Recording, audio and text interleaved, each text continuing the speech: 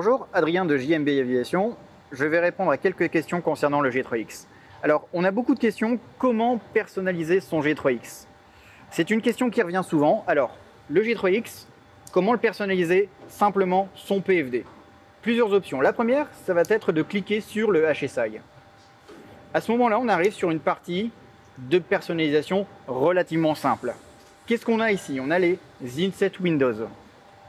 Les Inset Windows permettent simplement, en fait, d'ancrer un petit cadre avec différentes options. Par exemple, Map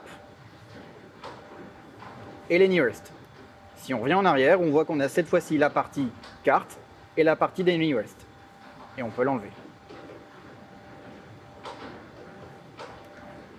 Totalement personnalisable. Qu'est-ce qu'on peut également modifier? Nous venons de voir les Inset Windows, on a également les bearings.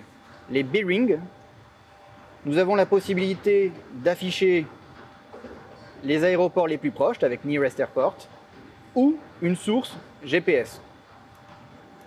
Ici, nous le voyons. En source le plus proche, nous avons Echo Bravo Kilo Tango qui est indiqué ici.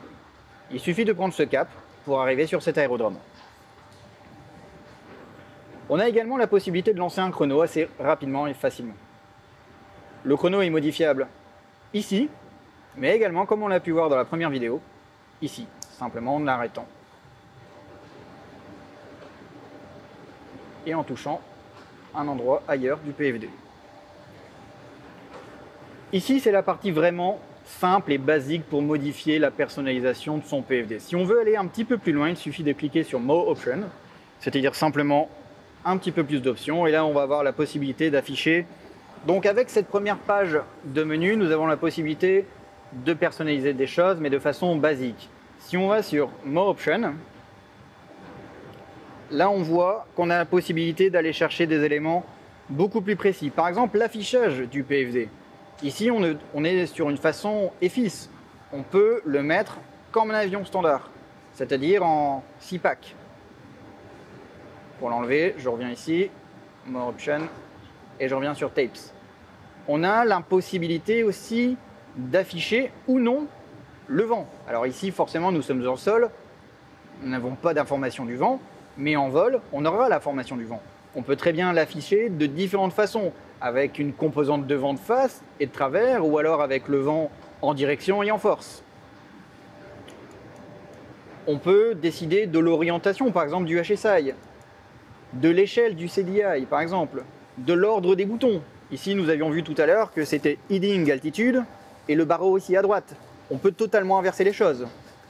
On peut tout à fait décider d'enlever la vision synthétique pour avoir quelque chose de beaucoup plus basique, ou de le mettre et d'avoir un effet relief. On peut décider tout à fait de ne pas afficher le trafic, de ne pas afficher les aéroports. Finalement, sur le PFD, nous pouvons voir que tout est modifiable.